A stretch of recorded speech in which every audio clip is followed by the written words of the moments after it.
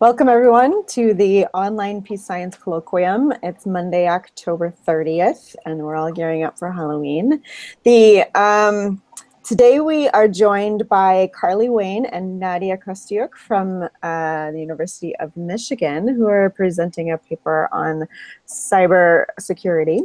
We're joined by our esteemed discussants, Rachel Stein, who's an assistant professor at the Department of Political Science at George Washington University, and as well as Joshua Kertzer, assistant professor of government at Harvard University. And we were supposed to be joined by Erik Gartzke, a renowned full professor of the University of California, San Diego, but he has apparently been thwarted by the government of Oman in his ability to join our teleconference. And so that seems an appropriate way to start our conversation on cybersecurity. So with that, I'm going to hand it over to Carly and Nadiya. Okay, great. Well, first of all, thank you guys all for taking the time to take a look at the paper and give us feedback today. Nadiya and I will just run through kind of a quick 15-minute presentation that we prepared on the paper, and then we're looking forward to your comments. So I'll go ahead and screen share that with you all now.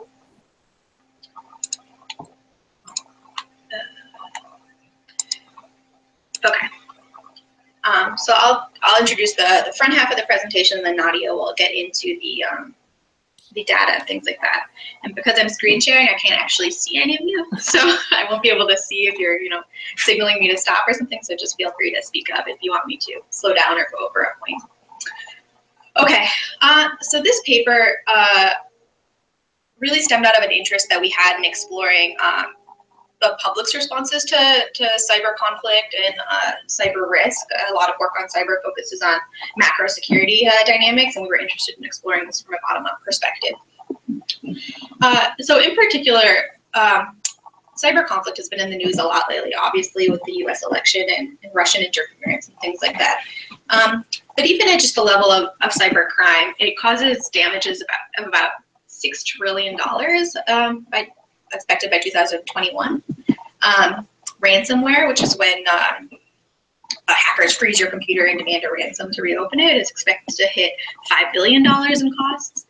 And the human attack surface, which is basically just how many people are on the internet, is expected to reach about 6 billion people in the next couple of years.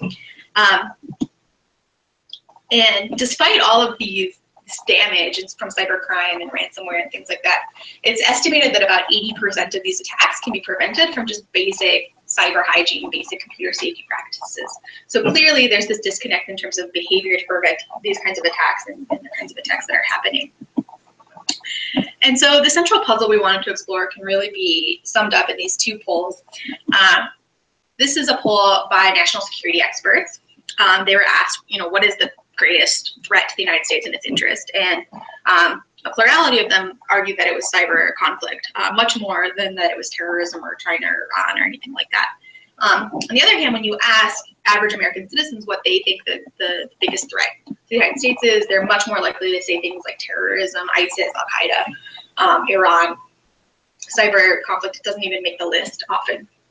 And so we were wondering what this kind of disconnect is in the discourse at the national security elite level, and in terms of the discourse and behavior of average American citizens. And the reason that this really matters is that cyber attacks are unique in a warfare sense because they don't require enemy states or enemy militants to overcome a state's military might in order to win a victory. They can really exploit any kind of weakness in the system, and that weakness often starts with an average citizen, connecting their USB to a secure server, going in through their email account, downloading a suspicious document. And so it's really important from a national level that at the micro level, citizens understand how to use cybersecurity tools properly. And so our main argument is that the reason this disconnect exists is essentially that citizens perceive a low personal risk from cyber attacks. First, because they simply don't know a lot about cyber attacks. It's not as prevalent in the news and things like that. And they just don't know a lot of information about it. And two, and this is probably related to the knowledge issue, cyber attacks simply don't engage these kinds of appraisals that are central to heightening perceptions of risk. Specifically, they're not likely to engage dread factors as much. So these pictures really sum it up nicely. On the left, you have this major cyber attack that happened, froze healthcare systems across Europe, right? And this is the most emotionally evocative image I could find online. It's essentially a computer screen telling you this is your computer is frozen until you pay us. And on the right is a bus bombing in Tel Aviv, right? It's much more emotionally evocative, scary, dreadful, things like that. To date, there hasn't been a ton of work on public opinion regarding cyber attacks or cyber warfare. Mainly, work on cyber can be split into kind of 3 categories. The first is this kind of computer science approach, where they're talking about really technical aspects of computer systems and online safety practices.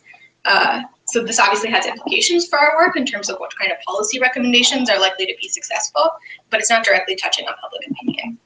Within political science, the most work that's been done on cyber has been at this macro security level. So, for example, Erik has done a ton of work on this as well.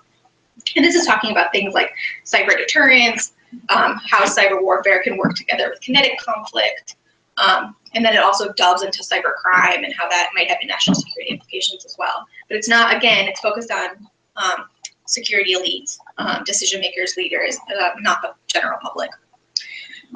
Work that has focused on public opinion as it relates to cyber tends not to work on cyber attacks or cyber crime. It's more focused on the internet as a tool of political engagement broadly.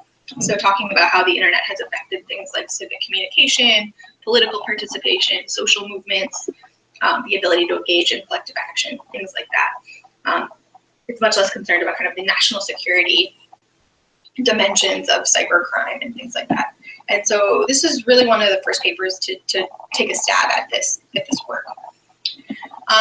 There's been some literature out in the field of like computer studies that looks at how citizens manage competing concerns of computer convenience versus computer security when they're online. And we use some of this work as a theoretical basis for our paper. So for example, there's some recent work by Norberg and colleagues that talks about how citizens, on the one hand, complain about their ability to control their information, but then they freely disclose it. They don't really make any efforts to protect their information. So there's this paradox. Also, citizens' concerns about privacy tend to depend on the context in which they're in, so they're highly variable. And then recent work in political science that has looked at cyber attacks in a similar vein that we have is work by Daphne Kennedy and colleagues, and they're looking at the psychological distress that's caused by cyber attacks. They haven't turned much to look at the political impacts yet, but they find things like exposure to cyber attacks can reduce information processing, cause anxiety, things like that. So our argument in this paper is essentially that perceptions of cyber risk are going to be relatively low compared to other objectively less common threats, such as terrorism or violent crime, because they just don't engage perceptions of risk or dimensions of risk perception, such as dread, uncertainty, and controllability. And this hypothesis stems a lot from work in psychology, particularly Paul Slovik's work on which kinds of appraisals are likely to heighten versus depress perceptions of risk. We argue that we could potentially change this perception of risk to bring it up to a level that might be considered more appropriate given the objective threat of cyber attacks, by exposing individuals to certain kinds of attacks. Specifically, we think exposure to attacks that are personally relevant to the individual are likely to increase their threat perceptions, potentially change their own future online behavior, and increase their support for potentially costly cybersecurity policies. So we pre-registered a bunch of hypotheses with EGAP. In particular, we think that after exposure to a cyber attack, particularly one that directly affects the individual, citizens are going to be likely to report a higher perceived threat from future cyber attacks. They're going to support larger or costlier government responses to cyber attacks. And then they themselves are also going to report a willingness to change their behavior, their computer safety behavior and their online behavior. And I think this is kind of a novel part of this experiment, is we actually test behavioral outcomes in addition to attitudinal ones, and we expect that they're actually going to engage in better behavior later on and be less susceptible to things like cyber scams. And Nadiya will be talking a bit about how we measure each of these things and what data we use to test these hypotheses. But that's a basic theoretical outline here. Great, thank you, Carly. Yes, thank you. So basically, we, next slide, please. We designed a sort of experiment. We conducted it at the University of Michigan, and our sample was a little bit over 500 students, and we have about 211 females, and the rest was male. And I'll be happy to discuss the peculiarities of our sample in Q&A. So basically, we use the following moderators. Next slide, please. Specifically, we use the computer safety practices, and this is the scale that is well used at the School of Information. It's well cited among the information studies scholars. Basically, Engelman and Pierre 2015, they have the 8-question scale, and the questions are around the computer safety practices. One of the examples that we included here is that if you see an update on your computer update, whether you're gonna install it promptly or not. Another set of better questions that we ask is about the comfort with computers. And these were just a pair of adjectives that describe the computer. So basically whether people find the experience with using computer helpful and powerful, whether it was enjoyable or not. Additionally, we also ask a set of questions about their privacy concern. And these were six questions that were using agree-disagree scale to measure respondents' concern about government surveillance. So one example that we included here was whether the participants were concerned about power of the government. But also there were some questions that actually was suggesting whether the government should have more oversight and they have more ability to wiretap the internet activity as a way of protecting their citizens. And lastly, we label these better questions of computer knowledge, and these questions were related to basic definitions such as Trojan horse or distributed denial servers attacks, which are more specific to computer scientists, but also we asked them questions about general political events that are related to cybersecurity, such as Sony attacks, Stuxnet. We didn't have a question about Russia elections hacking because it hasn't happened yet. Hadn't happened yet. Yeah, I was thinking if we did. Thank you. Okay, so basically what we did, we asked them to read them a newspaper article. So there were three conditions. The control condition, no one read the article. In the national condition, we asked them to read the cybertech article, which is displayed on the left. And basically, this is the identity theft of Social Security and a lot of private information from the U.S. Navy agency. And basically, we are saying that a lot of this private information has been stolen, and maybe they could be subject of this kind of attacks, people who work for the naval agency. On the right side, you see the same almost text, but this article talks about the University of Michigan students, and basically this information says that a week ago Social Security numbers, a lot of private information of the University of students has been leaked, and we label this condition as personal condition because students could relate to this because they attend the University of Michigan. Next slide, please. And so we basically measure 3 sets of dependent variables. The first one, we measure threat perception, and there are 4 questions that we have here. Basically, we're asking about the likelihood of cyber attacks against the U.S. government in the next year. What is the likelihood of the cyber attacks against the average American citizen that's going to take place next year? And lastly, against you or somebody that you know. And also, we're asking what is the likelihood of the risks that you or any of your family members can experience from different types of threats, and one of them is cyber attacks. The next lot of dependent variable that we are measuring is the policy preferences. One of them is includes increased cybersecurity budget, but also we have cybersecurity policies.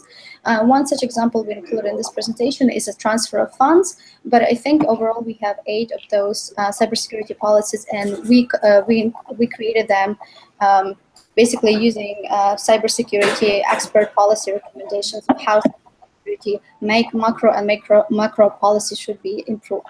And lastly, we measure the online behavior. So basically, first, after all these set of questions, we asking them what is the likelihood that they're gonna change their behavior. Basically, what is the likelihood that you're gonna change your password more frequently? Then the same evening, we basically send them email from us, from Carly and me. Basically, we're saying some thank you for taking part in this study, but also we recommend them on how they can improve their cybersecurity, and we provide them with the sources. We give them legitimate links that give them information on how they can improve their safety online. And we record who opens the link and also who clicks through the links. And then a week later, we send them a spam email from the fake account that we created. And also we record who opened this email and who responded to this email as well. Next, please, slide.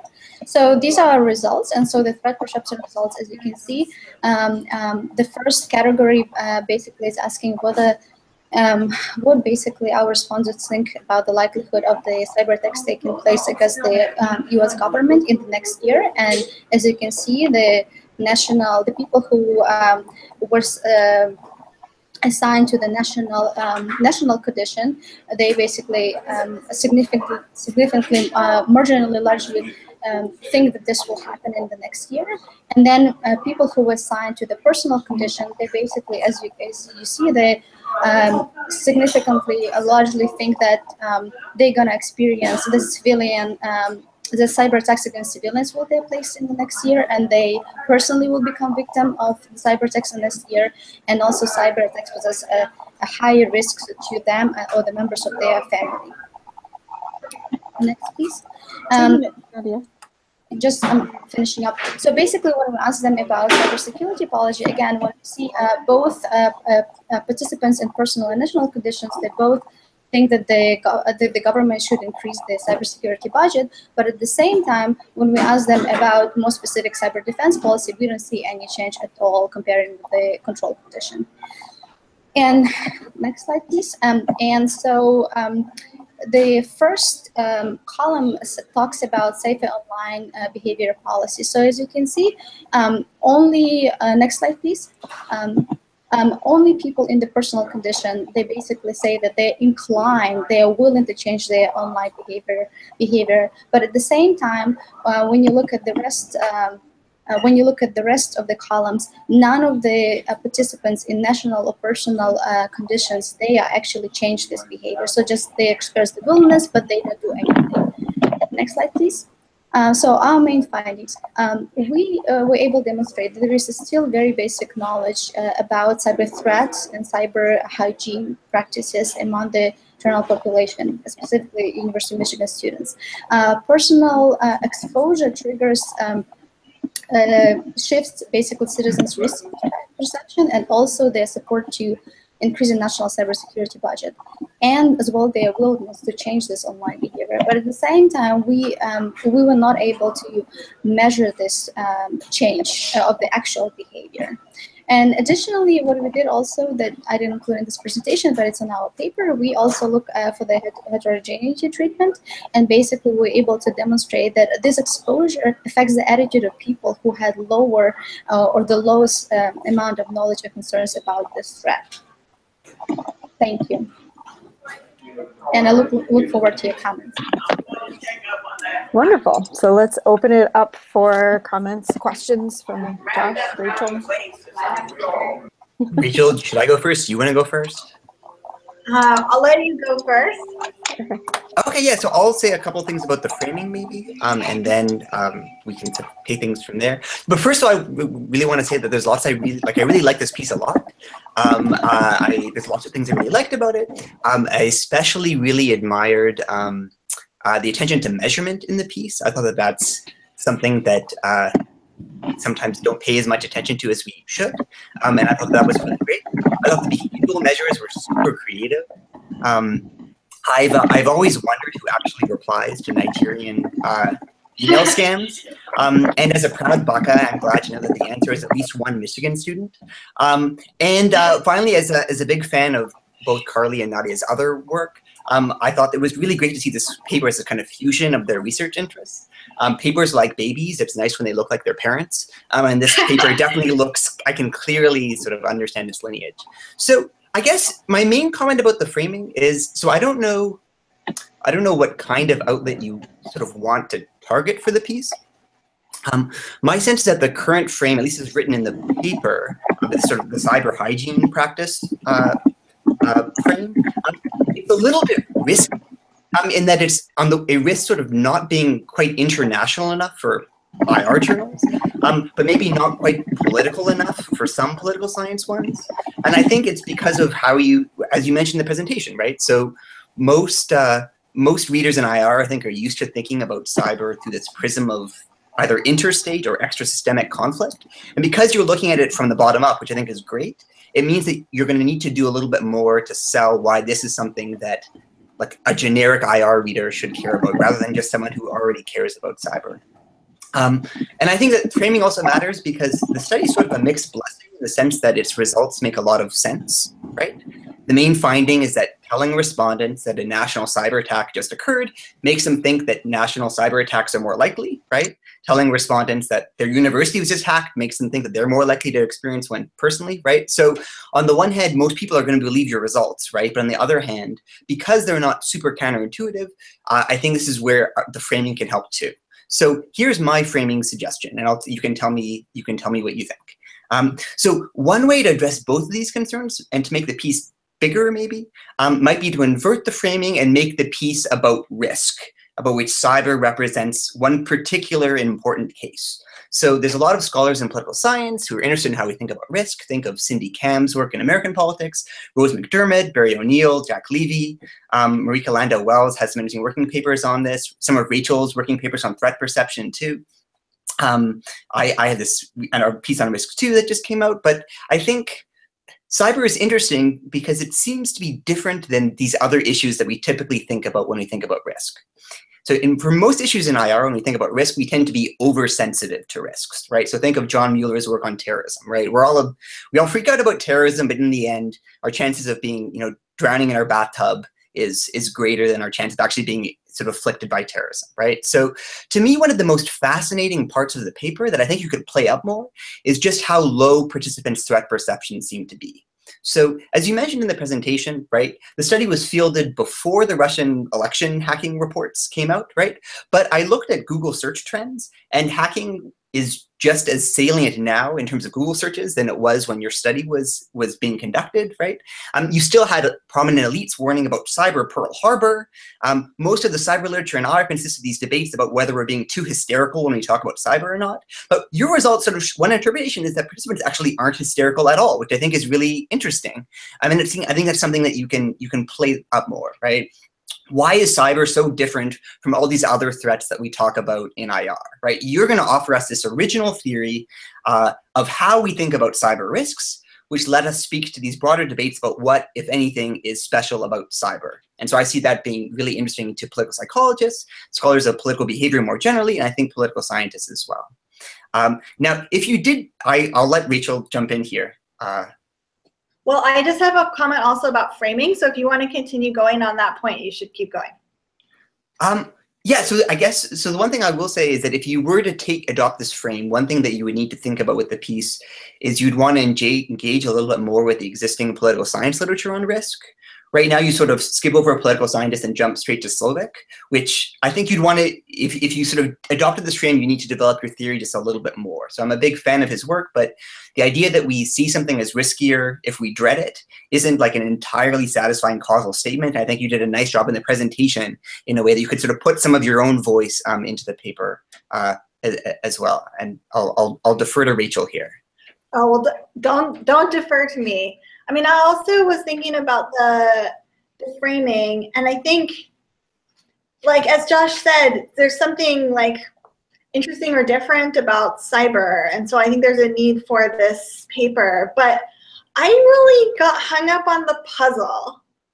So it just feels a little bit problematic to me to say there's like some objective and knowable and known risk of cyber attacks, and like people aren't as they're misperceiving that risk, right? They're underperceiving it.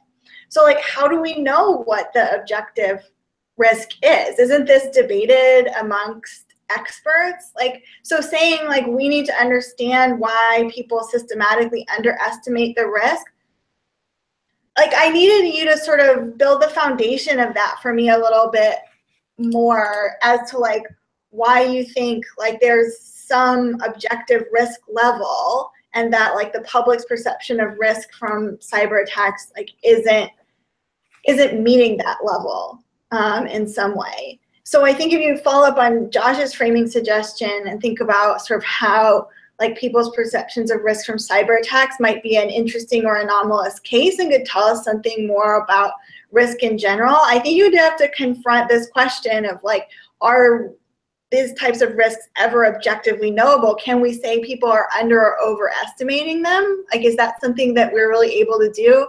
Or does that take us down a kind of thorny path of saying like these people are right and these people are wrong when really it's all a matter of subjectivity?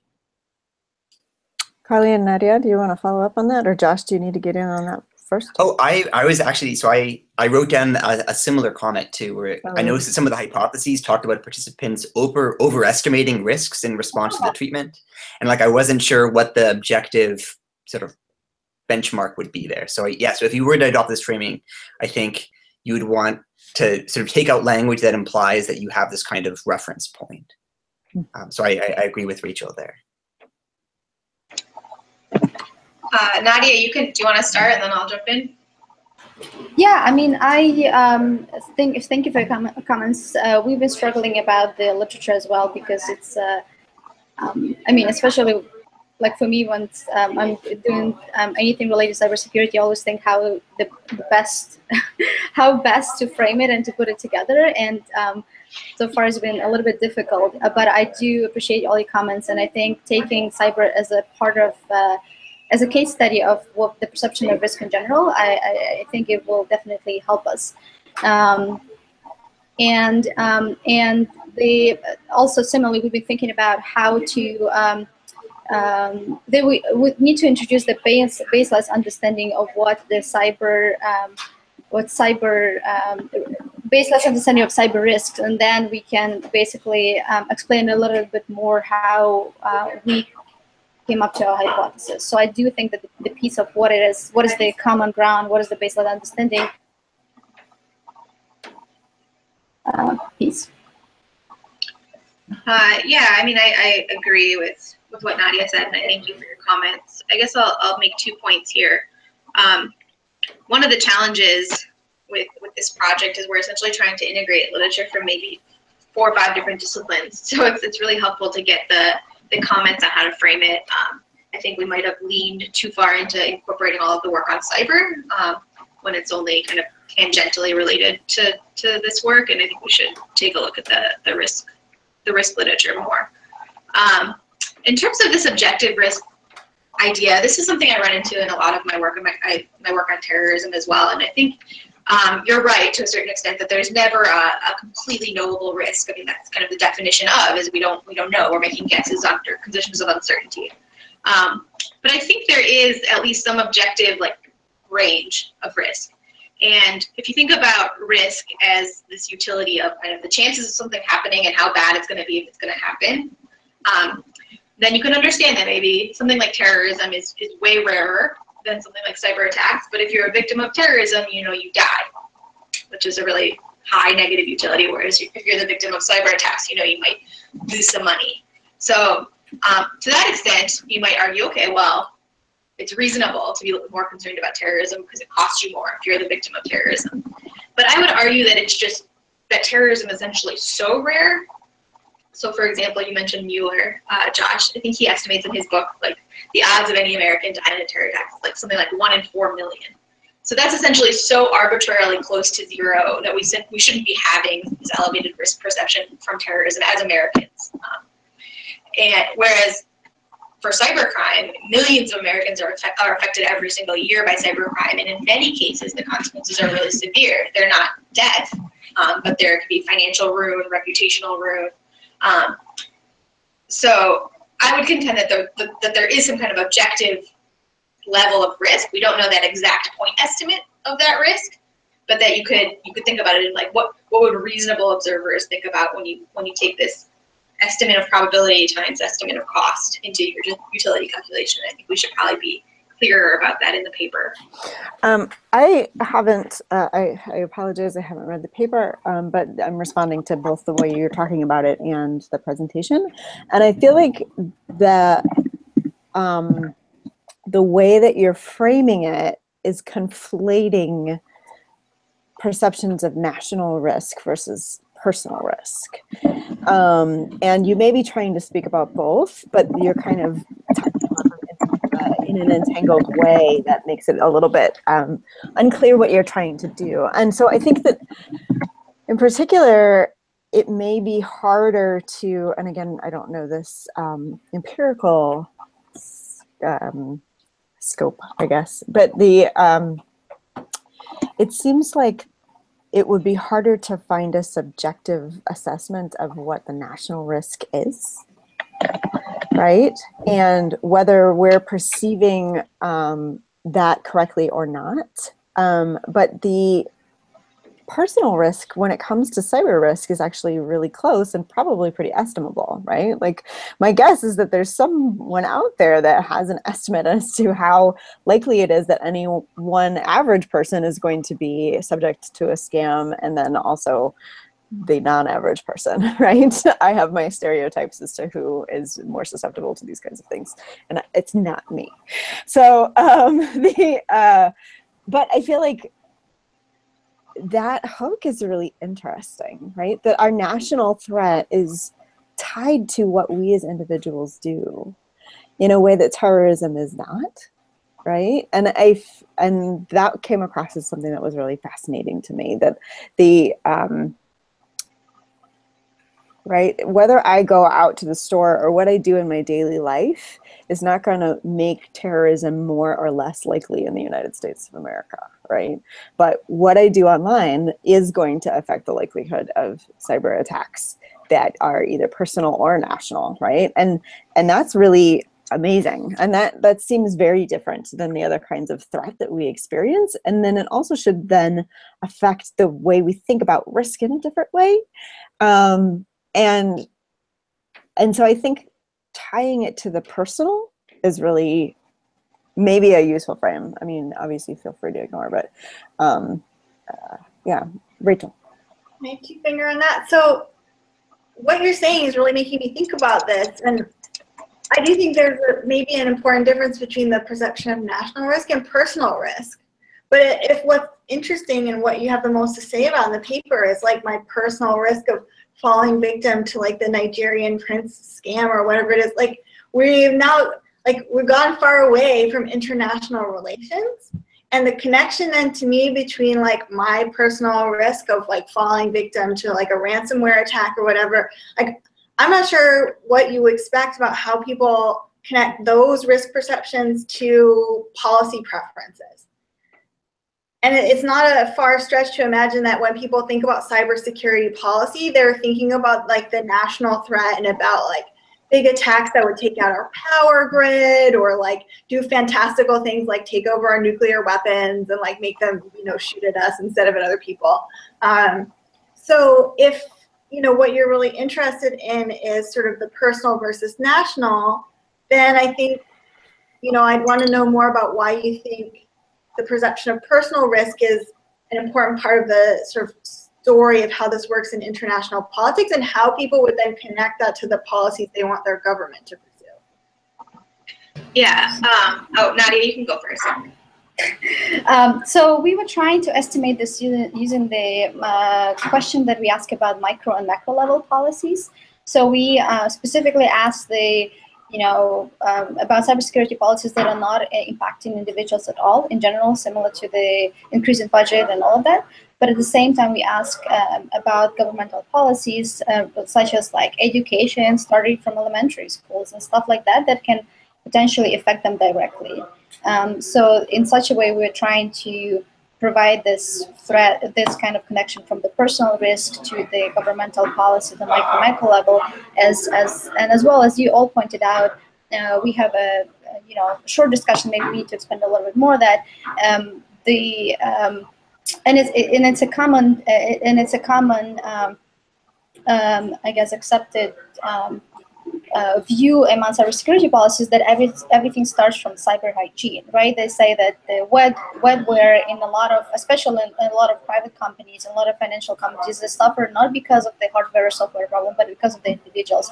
So in such a way, we're trying to show how easy it is to, increase a little bit of how the way individual treat cyber attacks and how they look at their cyber hygiene practices online, and in such a way they can reduce the threat to national security, especially when it comes to ransomware.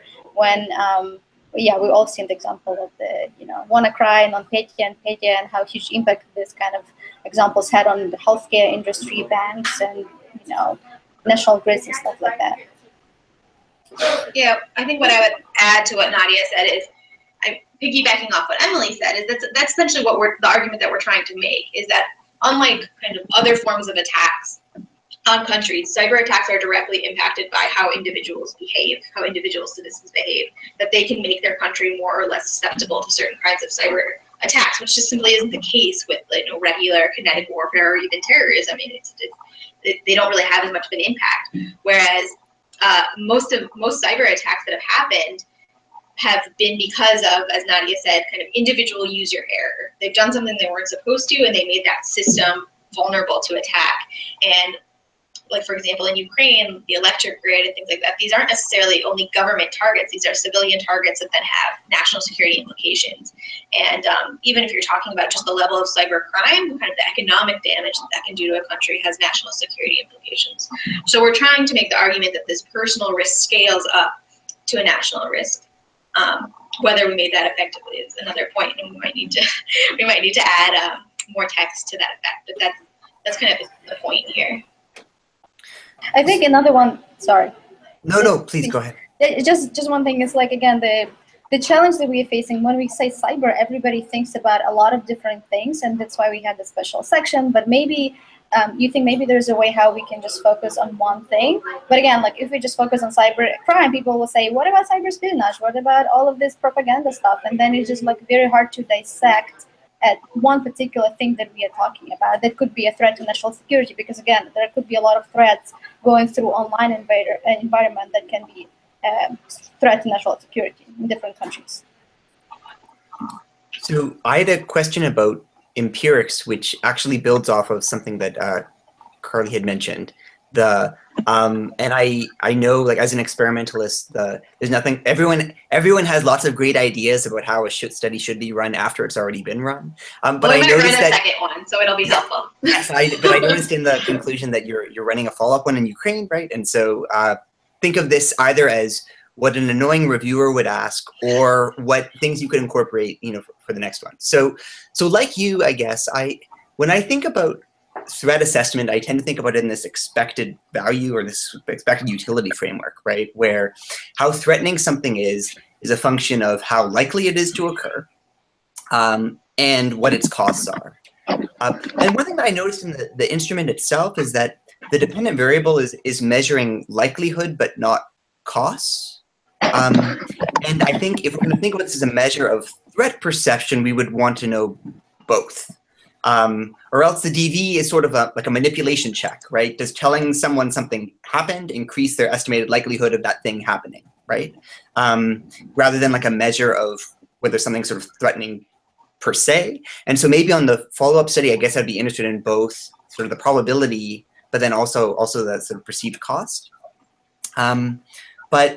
But that also means that if we do think about those DVs as manipulation checks in the current version, then I would probably drop some of the language that you use in the piece about how it's interesting that the national threat condition doesn't spill over into the personal threat DV and vice versa, because it's just that your treatments are working, right? Rather than like a failure by citizens that each treatment moves its own manipulation check but not the others, right? So I think if you were to go that route, I would want to sort of tweak the language a little bit there. But I definitely, it sounds like you're already thinking about this in an expected utility framework. So I think this seems like a natural kind of extension. So, so we have the cost, right? So we actually had the question about the estimated budgets and what they think the potential costs could be, right? But the problem that, not the issue, but basically our results were all over the place that we received as a result of that question, as far as I remember, right, Carly? I have to look into the thing. I don't remember if I dropped it. So originally I had a question in another study I ran on terrorism about like what they thought the kind of the monetary damage was, or how many civilians were going to be killed by terrorism. It was just kind of a fill in the blank thing, and it was so all over the place. I got people that would literally say millions of people who were going to be killed, and other people that would say it's 0. So, and then we tried it with I think the cyber study, and it was like costs from like no money to millions of dollars to trillions of dollars, and I just kind of felt that the fill in the blank format wasn't doing enough. It wasn't doing well because there just was no baseline understanding of how costly it was. So we were kind of struggling with what the question format would be, because again, even that question doesn't get at like your personal cost. It doesn't say like how much money is a cyber attack going to cost you. It's like how much money is it going to cost the country, which may or may not be relevant. I guess I was thinking about it less in terms of getting people to specify monetary costs for different sorts of things, but rather that if you want to think about this as an estimate of threat, we need some sort of measure of how sort of severe you think the consequences are, whether it's sort of, aggregating across domains or something, right? And it's just like, is this sort of whether people think this is, it's likely to happen, but it's just sort of a nuisance, right? It's like a mosquito bite, right? Or it is unlikely to happen, but has like really severe consequences. So some sort of kind of qualitative scale there, because then what you would do is your quantity of interest would be the product between the two, right? So if you're having a threat measure, then you have a kind of a severity, it's sort of severity times likelihood, right? Yeah. That to me would be really what speaks to me about threat. But I know there's other threat experts on the call, so maybe they have better suggestions. That's a good point. Thank you. So since we're sort of discussing design issues, like this didn't occur to me when I was reading the paper. Oh, and I should say in your appendix, you don't actually have the text of the personal treatment. It's a repeat of the national article. Thanks. It's not a huge deal, but I just wanted to look and see what was in there. In the paper, you say you didn't tell people these were hypothetical articles. Like you led them to believe they were reading real articles. But I worry about the university treatment because like the pattern that we're used to and hearing about these attacks is like the institution that comes under attack like informs you that your data has been compromised. And so I wonder if students like didn't believe that article because like, well, I haven't heard anything from the university. Like, did this really happen yesterday or like whenever you told them it happened? So I don't know if you had any, checks in there to see whether they really believe these articles and whether they believe them both equally. What do you think about, was that a concern for you at all? Yes, it was a concern. I'm going through the survey form now to remember if we had that manipulation check in the end. We didn't. The reason we didn't was because we had the follow-up behavioral measures. And so we thought by asking them about whether they believed it, it would ruin their believability. And we didn't want to ask, we didn't finish collecting their information until a couple days later. And so we felt like getting a measure of their believability like 3 days later, then they would for sure not believe it because they hadn't heard anything in days about it, from the university. But what we did do is we ran the study over like a period of a couple of weeks. It took us that long to get all the survey respondents. And every time we ran another wave, we made it so the article had come out, like the date on the article was literally like 7 a.m. of that morning. And so that it was literally something that was essentially breaking news that it just happened. And so we thought that would help with believability. And additionally, in addition, before we study, right before we started running the experiment, we also saw the Michigan State article that actually this stuff happened in Michigan State. So it's not that, it was kind of like we were doing it and it's like we saw the same thing happen in Michigan State. So we thought it could be kind of believable because it was all over the news as well.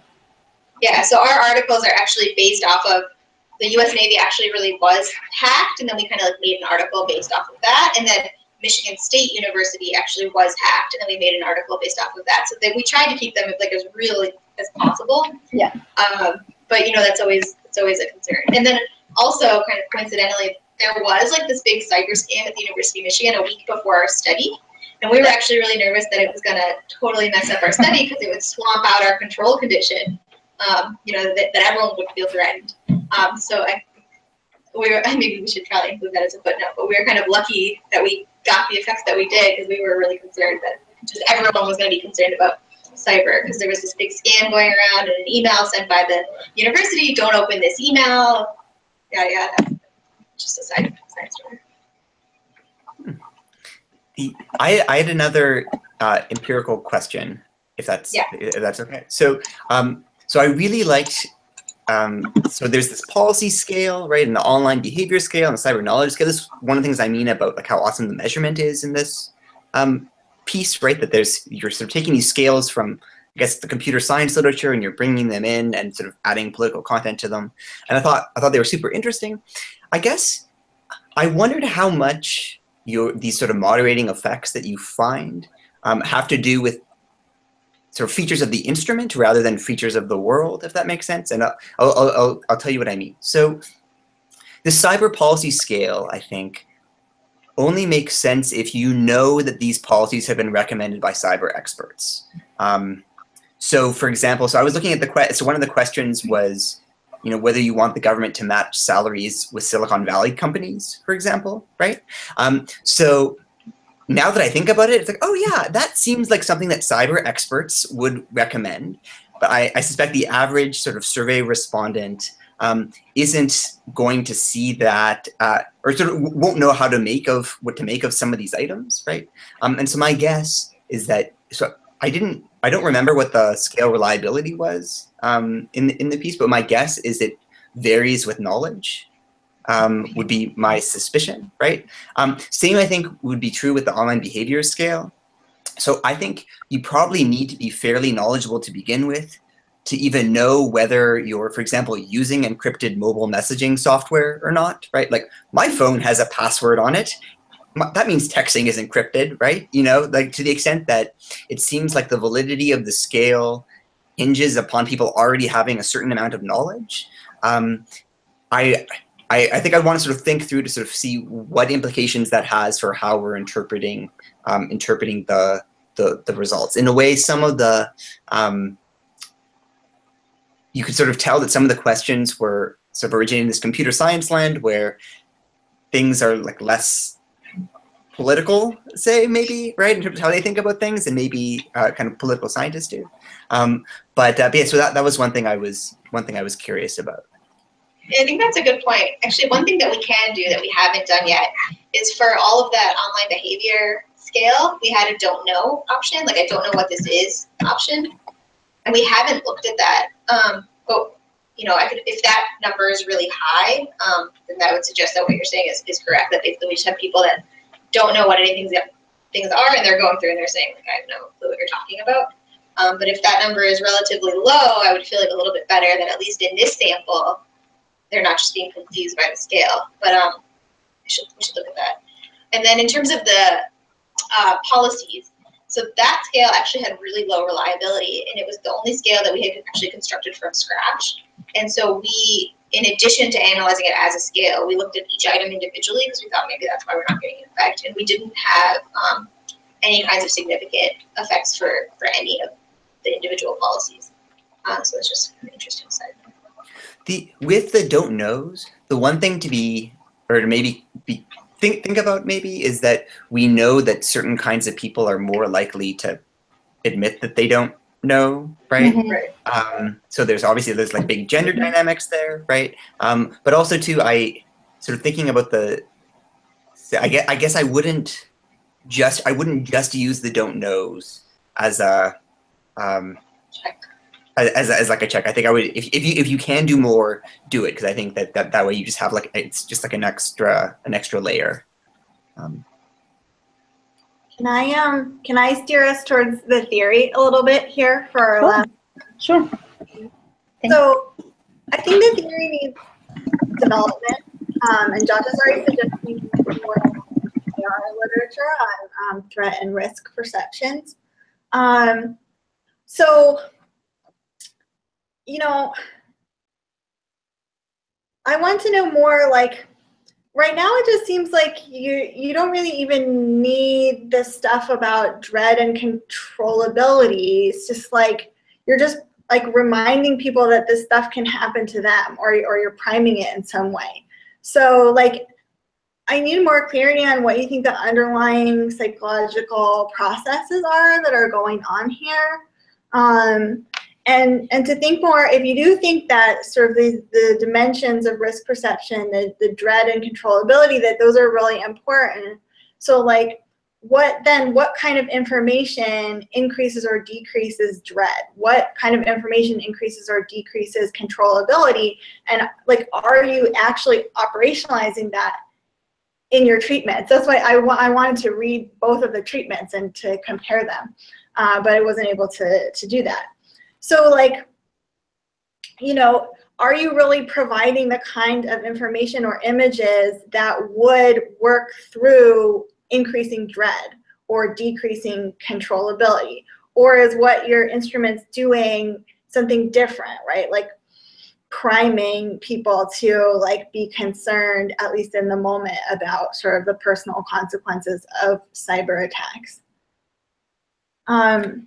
Let's see. And also to be a little bit more clear about how, so if you succeed in elevating like my risk perception, how and why does that necessarily translate into my policy preferences? Like, I might not necessarily believe that it's like the government's job to protect me from cyber threats. So like, if I personally feel more threatened, does that necessarily lead me to prefer certain policies? So I wanted it to be a bit more fleshed out, and I thought the hypotheses feel a bit disconnected from the theory as it stands. For example, you have a set of hypotheses that are about exposure to any cyber attack, whereas the theory was making a lot about the difference between personal and national attacks. Yeah, I think those are good points. So the thing about whether personal risk should heighten your policy preferences. Well, first of all, we find that that doesn't happen. So you might be correct in thinking that, you know, people separate these dimensions. They don't think the government should change in response. But one thing that we think might moderate, there's two things we think might moderate that relationship. One is your ideology or your party ID, that maybe on the one hand you might have Republicans that are, they don't want this more expansion of government, or the opposite direction, you have these leftists that are kind of suspicious of the government. And so in either case, those groups might be less likely to want to give the government more power. So we did check for interaction effects with party ID and ideology, and we didn't have significant interaction effects there.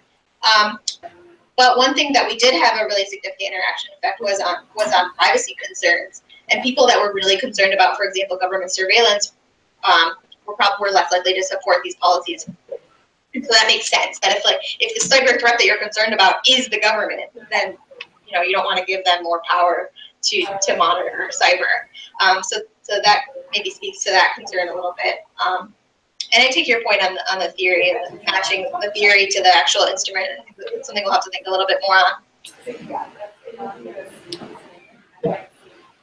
Yeah, thank you for the comments. I agree with Carly. Yeah. Did you think about measuring dread and controllability and remediation analysis? Like, is this what you're really moving when you give people these treatments?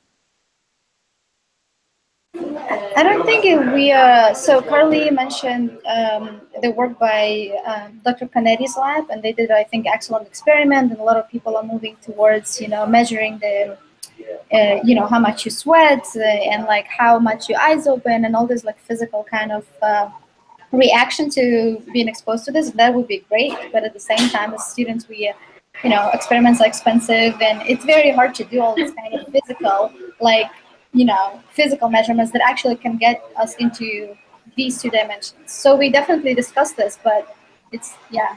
I don't know if you have any other suggestions how we can measure it that is not going to involve too much cost. That would be great. Yeah, we thought about doing a self-report measure of fear, anxiety, things like that. But those are really historically unreliable. People aren't really good at measuring their own fear. And so short of these kinds of physical measures, we weren't really sure what to do. And so we're kind of relying in some way on other work that has suggested that exposure to these kinds of attacks does increase anxiety, because they measure physical indicators of anxiety, things like that. Yeah, I mean, maybe controllability is a better target, right? It may be hard to really measure given the tools you have at your disposal to measure dread, but controllability is something maybe you can more easily get at with people's self-reports, sort of how much in control they feel. And so maybe you can design the treatments to influence people's perceptions of controllability in terms of cyber attacks. So I don't know, you may not have the ability to do this kind of follow-up, but that's at least something to think about, that dimension might be more sort of more accessible to measurement, and so therefore a good target for trying to manipulate that more directly, as opposed to just saying we're going to expose people to information about this and just assume that it's affecting them in these ways. Right. Thanks. That's a good point. So I think Rachel's comment is awesome as always. I guess another way to do it, if you didn't want to manipulate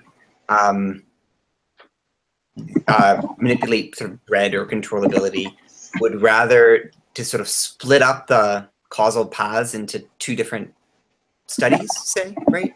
So you have one study where you give people either sort of a cyber scenario or something kinetic, or you sort of think about what the right counterfactual would be, right? Different kinds of cyber scenarios, and you have them evaluate these feelings of controllability, or just basically sort of getting a sense of what people think about when they think about cyber, right?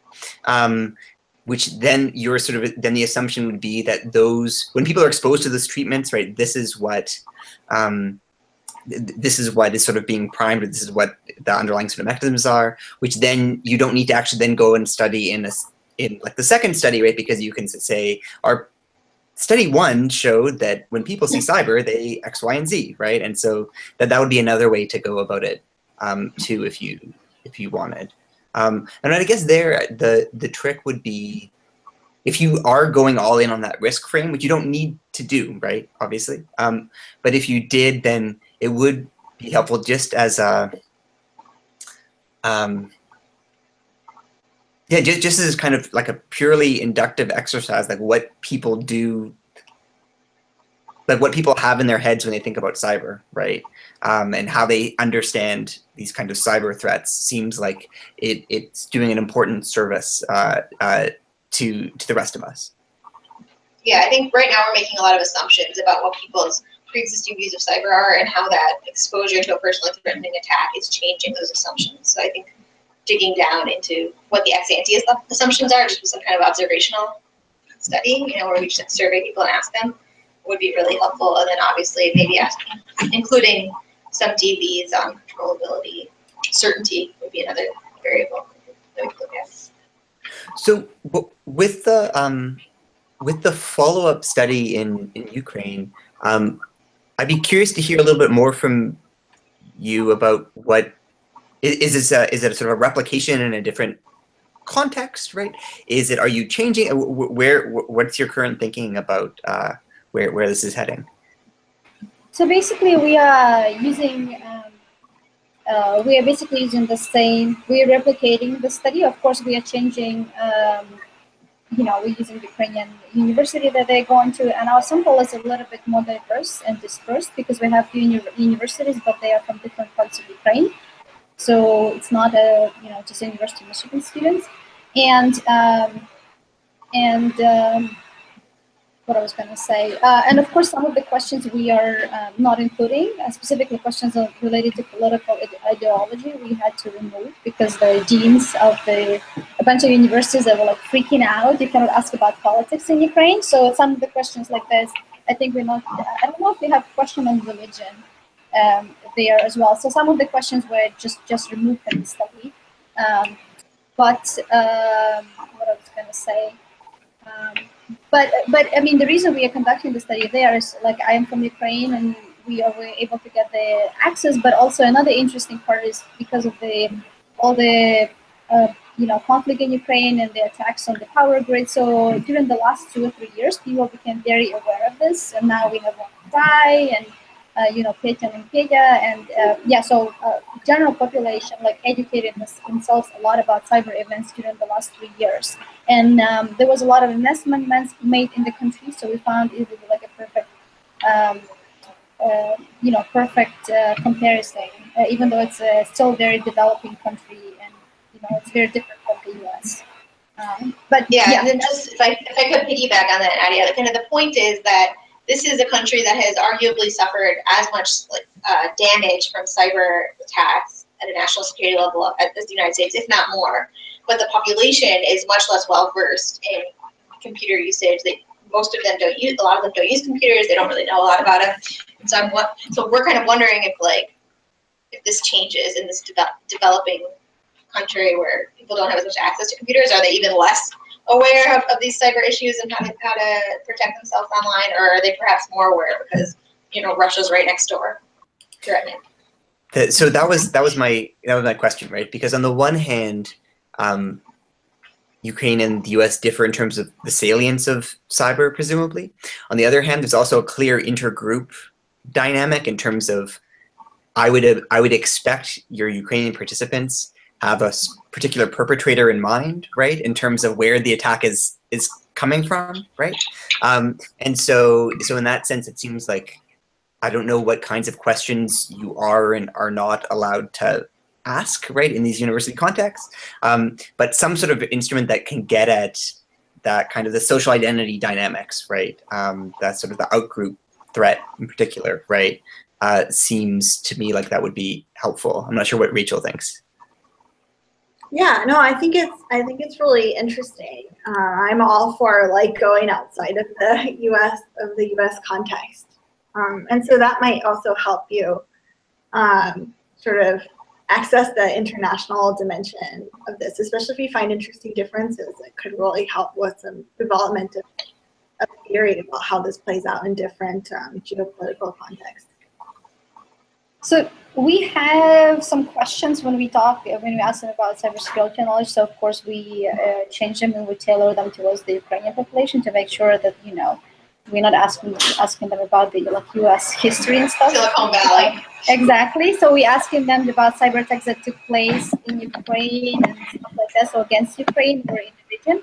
And another thing, what made me actually think about your comment is that the current version of the EU National Cybersecurity Agenda actually has the entire session about Russia and as the only aggressor possible in the region. And when they, like a few years ago, I think 2 years ago, they sent me a draft and asked me to comment what I was thinking about this strategy. And I basically responded to them and said, what if you're going to have another aggressor? Like, is it only going to be Russia? Is it maybe it's possible to make this section less specific?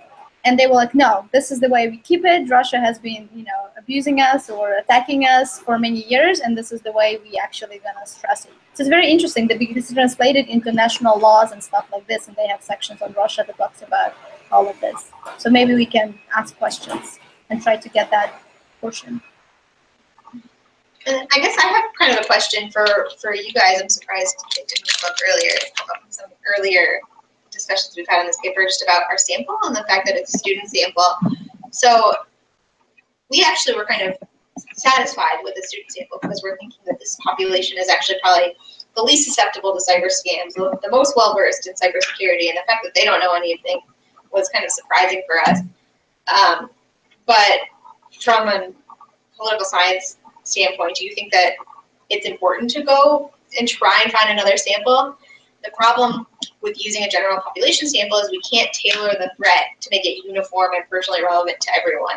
So here we could say this was the University of Michigan, so very clearly your information was hacked. Whereas if we try and do like an enter or like an SSI study or something like that, it's harder to think of a manipulation that's going to uniformly affect everyone. But I would be interested to hear what your thoughts were on sampling. I thought you justified the use of the sample well. I mean, I think, yeah, I think you clearly had conversations about it before, right? And had, I think, given, I found it compelling, so I wasn't particularly worried.